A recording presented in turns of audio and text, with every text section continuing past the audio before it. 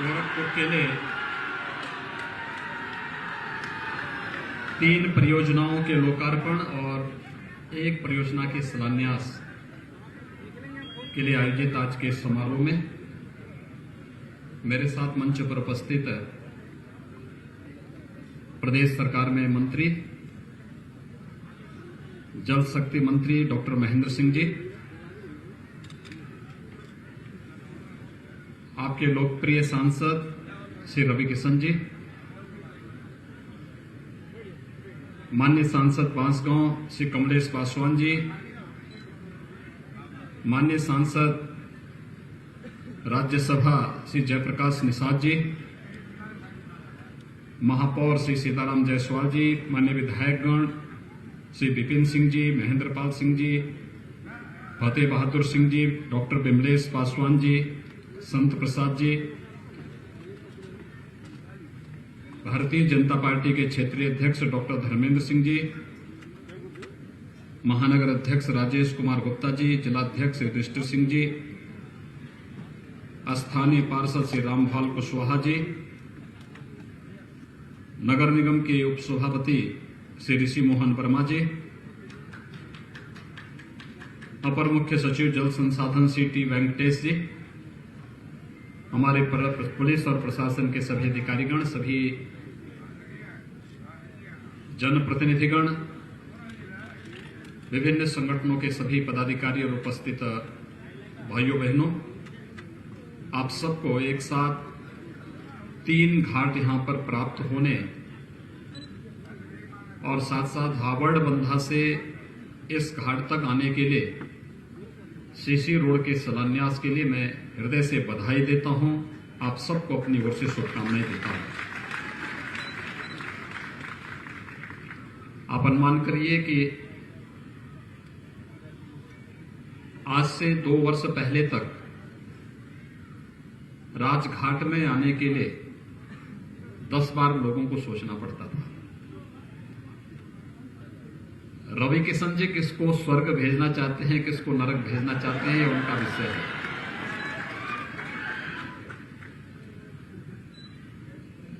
लेकिन जीवन की सच्चाई भी है कि जिसने जन्म लिया है उसकी मृत्यु भी सुनिश्चित है और हर एक व्यक्ति की मृत्यु पर ससम्मान अंतिम संस्कार की कार्रवाई संपन्न हो, साफ सुथरी जगह पर हो, इसके लिए राजघाट पहले से जाना जाता था। लेकिन जितने पर्व और त्योहार होते थे,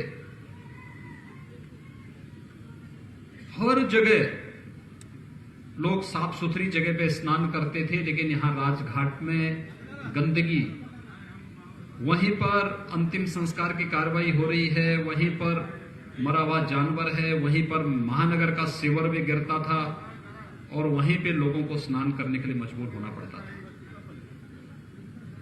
मुझे लगता है कि आज के बाद ऐसा नहीं होगा, बल्कि गोरखपुर वासियों को, पूर्वांचल वासियों को स्नान के लिए दूसरे घाट, अंतिम संस्कार के लिए दूसरे घाट, बहुत साफ सुथरे घाट यहां पर उपलब्ध हम करवा पाएंगे और साथ साथ जितना भी ड्रेनेज और सीवर आ रहा है सिटी का, उसको हम बाहर निकाल करके फिर उसको हम लोग ट्रीटमेंट करने के बाद ही नदी में वह जा पाएगा, यह एक व्यवस्था सुनिश्चित करने का प्रयास हो रहा है। इसलिए हमारे सभी वरिष्ठ प्रशासनिक अधिकारी और मंत्री भी आज इस मंच पर उपस्थित हुए हैं। मैं धन्यवाद दूंगा पहले जल शक्ति मंत्री जी को और उनके विभाग के सभी अधिकारियों को और गोरखपुर के जिला प्रशासन को भी।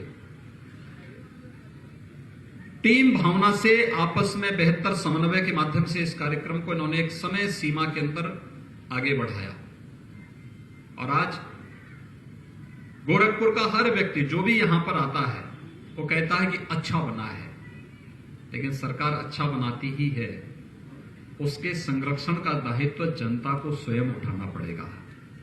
ये जिम्मेदारी आपकी है कि अब इसको सुरक्षित रखना, साफ सुथरा रखना, किसी को गंदगी नहीं फैलाने देना, ये जिम्मेदारी गोरखपुर वासियों की जिम्मेदारी बनती है। और इसलिए मैं आप सबका आह्वान करूंगा कि इसके संरक्षण की जिम्मेदारी गोरखपुर वासियों की है कि हम सब इसकी साफ सफाई की व्यवस्था सुनिश्चित करें और गोरखपुर वासियों को बेहतर माहौल यहां पर उपलब्ध करवा दें। कोई भी व्यक्ति आता है यहां पर, किसी को अपने परिवार की किसी प्रियजन की अंतिम विदाई में यहां पे आना पड़ता है, किसी को किसी अपने मित्र और शुभचिंतक के परिवार में घटित किसी वियोग की घटना में यहां पर आना पड़ता है। लेकिन इससे पहले मुझे भी कई बार यहां पर आने का अवसर प्राप्त हुआ था। गंदगी देखता था, मन खिन्न होता था। लेकिन अब हम कह सकते हैं कि गोरखपुर में भी राप्ती नदी में स्नान के लिए अलग से घाट है। कोई पर्व हो, छठ का हो, स्नान का हो, या कोई भी पर्व और त्योहार हो, मौनी अमावस्या हो, माघी पूर्णिमा हो, या कोई भी ऐसा पवित्र स्नान पड़ेगा, उसमें गोरखपुर वासी भी राप्ती नदी में, पवित्र राप्ती नदी में स्नान करके ये कह सकते हैं कि हमने भी अपने यहां की गंगा में डुबकी लगाई है, हमने भी स्नान किया है। रामगढ़ ताल के बाद राप्ती नदी की निर्मलता की तरफ हम लोग गए हैं। रामगढ़ ताल भी एक अच्छी झील के रूप में विकसित हो रही है, लेकिन दायित्व तो हम सबका बनता है कि उसकी सुंदरता को बनाए रखना। सरकार एक बार पैसा दे सकती है, लेकिन स्थानीय नागरिकों की जिम्मेदारी बनती है कि स्थानीय स्तर पर जनता के द्वारा कहीं भी वहां पर कोई भी ऐसा कार्य न हो जो प्रकृति के विरुद्ध हो। सरकार के द्वारा खर्च किए गए पैसे के विरुद्ध कोई भी ऐसा आचरण नहीं होना चाहिए जिससे उस संपत्ति को नुकसान पहुंचता हो। और इसलिए आज ये घाट यहां पर 4 प्रकार के कार्य दिए गए हैं। उन्होंने पहले घाट का नाम जल शक्ति विभाग ने महायोगी भगवान गोरक्षनाथ जी के नाम पर यहां पर किया है, स्नान घाट है। नदी के उस पार जो घाट बना है वह मर्यादा पुरुषोत्तम भगवान श्री राम के नाम पर श्री राम घाट है। और इसके बाद जो यहां पर शमशान घाट है, शमशान घाट के साथ कुछ स्नान घाट भी जोड़ा गया है। वहां पर कुछ सुंदरीकरण का कार्य भी होना शेष है। वहां पर भी कुछ सुविधाएं नहीं दी जा रही हैं। खासतौर पर एक प्रदूषण मुक्त लकड़ी से भी जो वहां पर अंतिम संस्कार की कार्रवाई होगी उसके लिए भी वहां पर उस प्रकार की व्यवस्था सुविधा दी गई है। लेकिन साथ साथ गैस की सुविधा भी उपलब्ध करवा करके अंतिम संस्कार की कार्रवाई भी, प्रदूषण से मुक्त करने की कार्रवाई भी वहां पर करने का कार्य का उद्घाटन किया जा रहा है। और मुझे लगता है कि उस पूरे घाट का नामकरण भी होना चाहिए और वह यहां पे बाबा मुक्तेश्वर नाथ जी के नाम पर हो तो अच्छा होगा। बाबा मुक्तेश्वर नाथ जी का मंदिर यही बगल में है। कहते हैं पहले राप्ती नदी बाबा मुक्तेश्वर नाथ मंदिर के पास से होकर के गुजरती थी और बाबा मुक्तेश्वर नाथ इस शमशान घाट के वही अधीश्वर हैं, उन्हें ही माना जाता था।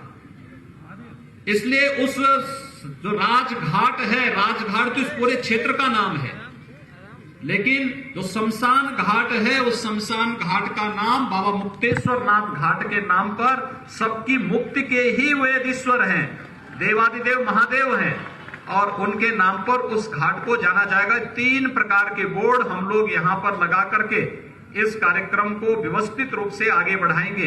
एक यह कार्य, दूसरा प्रशासन को, नगर निगम को मिलकर के करना है कि हावड़ तटबंध से यहां पर स्नान घाट पर आने के लिए जो इस सड़क है इसको थोड़ा ऊंचीकरण करते हुए इसको 2 लेन का कर लेना, जिससे आने जाने वाले लोगों के लिए एक सुविधा बन सके और हर एक सीजन में लोगों को यहां पर सुविधा मिल सके।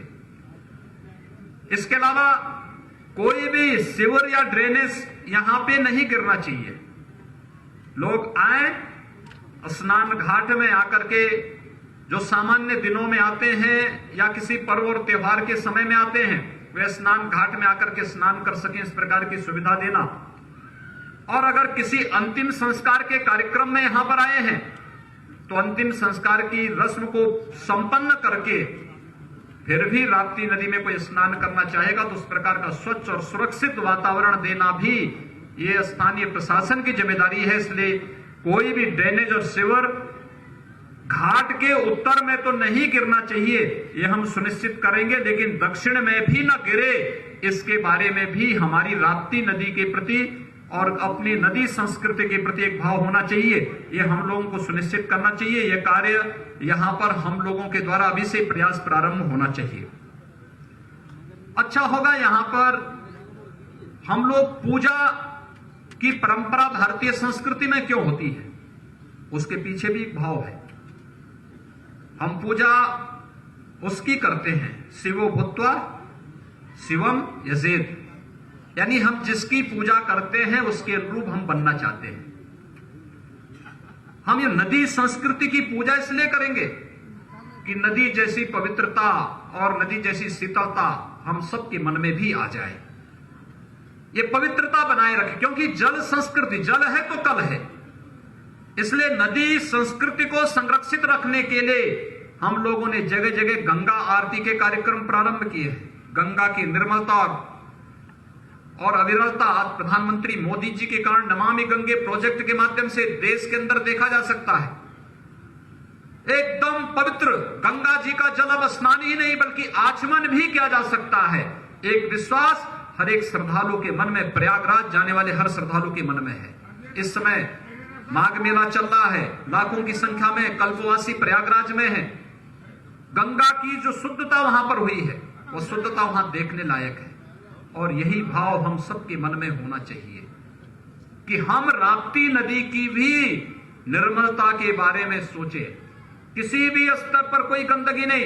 अक्सर होता है कि हम अपने घर के गंदगी को ला करके नदी में फेंकते हैं। मुंडन बनवाया, बाल ला के नदी में फेंक दिया, गंदे कपड़े ला के नदी में फेंक दिया, घर का कचरा लाया नदी में फेंक दिया। ये पाप है, ये पाप है। और ये पाप कोई नहीं करना, कोई नहीं करेगा।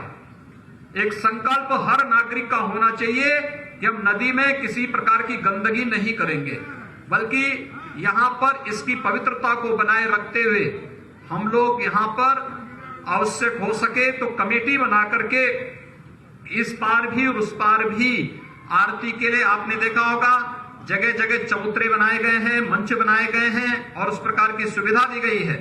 हो सके तो यहां पर उस प्रकार की व्यवस्था बना करके स्थानीय प्रशासन के साथ तालमेल बिठा करके आरती के नियमित कार्यक्रम को इस श्रृंखला का हिस्सा बनाना चाहिए। अच्छा लगेगा, लोग आकर्षित होंगे। आज देख रहे होंगे कितना घाट सुंदरीकरण की तरफ देख रहे, कितना सुंदर लग रहा है, कितना व्यवस्थित लग रहा है। ये सुंदरता गोरखपुर आने वाले हर व्यक्ति को दिखेगी, लगेगी, और वह व्यक्ति इस बात की तरफ आकर्षित होगा कि जैसा सुंदर ये घाट है ऐसा ही सुंदर गोरखपुर के नागरिक भी होंगे, उनके भाव भी होंगे। ये सुंदरता उस भाव की ओर आपके प्रति आम जन के मन में और देश और दुनिया के मन में एक भाव जागृत करता है। यह कार्य हमें इसके प्रति करना होगा, इसके बारे में हम स्वयं जागरूक हों। दूसरा, आज गोरखपुर में विकास की ढेर सारी योजनाएं चल रही है। मैंने कहा अभी तो राप्ती नदी का, इससे पहले हम लोगों ने रामगढ़ ताल की सुंदरता के कार्य को संपन्न किया है। आज रामगढ़ ताल कितनी सुंदर झील बन चुकी है, उसमें वाटर स्पोर्ट का भी कार्यक्रम प्रारंभ होने वाला है। वहां पे बोटिंग की कार्रवाई भी प्रारंभ होगी। हमारा प्रयास है कि वहां पर हम बहुत जल्दी गोरखपुर एयरपोर्ट में तो जहाज उतरते ही हैं, लेकिन सी प्लेन भी हम लोग रामगढ़ ताल में उतारने का कार्य करेंगे, जिससे कहीं से भी आप आएंगे जहाज रामगढ़ ताल में ही उतर जाएगा। उस प्रकार की व्यवस्था यहां के नागरिकों के लिए, पूर्वांचल के लोगों के लिए ये व्यवस्था यहां पर दी जा सकती है। और इसी महीने के अंत में या अगले माह हम लोगों का प्रयास है कि गोरखपुर का जू भी, गोरखपुर का चिड़ियाघर भी हम लोग प्रारंभ करने जा रहे हैं। बहुत सारे जानवर आ चुके हैं। आप देखेंगे गोरखपुर में भी अब चिड़ियाघर में शेर भी और अन्य तमाम प्रकार के जानवर आप सबको देखने को मिलेंगे। बच्चों का ज्ञानार्जन भी होगा, मनोरंजन भी होगा, और आपको अपने फालतू समय में कभी अवसर मिलता है घर गृहस्थी के कार्य से, अपने सामान्य नौकरी के कार्य से, अपने स्वयं के काम धंधे से जब भी समय मिलता है तो कहीं कोई मनोरंजन का स्थल हम देख सके, जाकर के उससे मनोरंजन का आनंद ले सके, प्रकृति के संग कुछ क्षण बिता सके। यह अवसर आपको रामगढ़ ताल के किनारे भी मिलेगा, चिड़ियाघर में भी मिलेगा, और साथ साथ इस राजघाट के इन घाटों पर घूमते हुए यहाँ पर चलने वाली सांस्कृतिक संध्या के कार्यक्रमों के साथ भी देखने और सुनने को मिलेगा। यानी ये सुंदरता ऐसे गोरखपुर की सड़कों का भी है। पहले 2 लेन की सड़क थी, आज वो 4 लेन की हो रही है। उस सड़कें 6 लेन तक पहुंचाने का कार्य किया जा रहा है। चारों तरफ सड़कों का एक जाल, ये विकास का आधार बनती है। विकास होगा तो रोजगार भी होगा, नौजवान पलायन नहीं करेंगे। जो देश के अन्य भागों में लोग नौकरी और रोजगार के लिए जाते हैं, उनको उनके घर में ही नौकरी और रोजगार उपलब्ध जब हो जाएगा तो वह अपने घर गृहस्थी को भी अच्छे ढंग से देख पाएगा और साथ साथ यहां पर ज्यादा मेहनत से कार्य भी कर पाएगा। और ये सुविधा यहां पर देने का कार्य आज प्रारंभ हुआ है।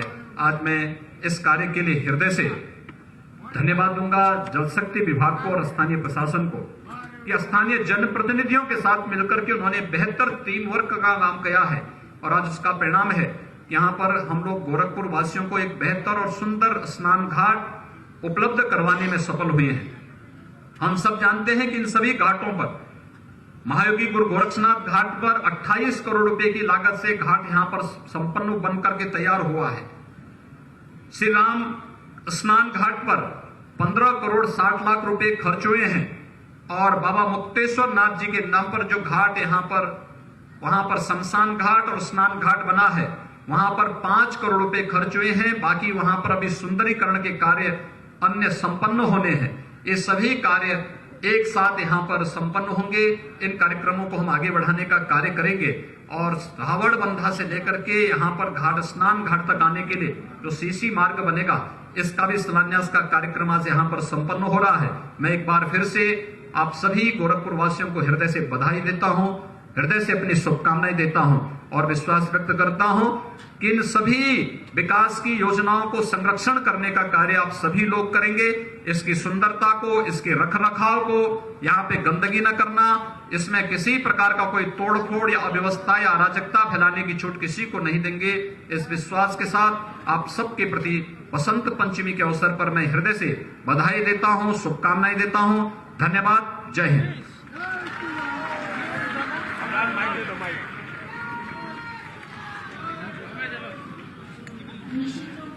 एक लाइन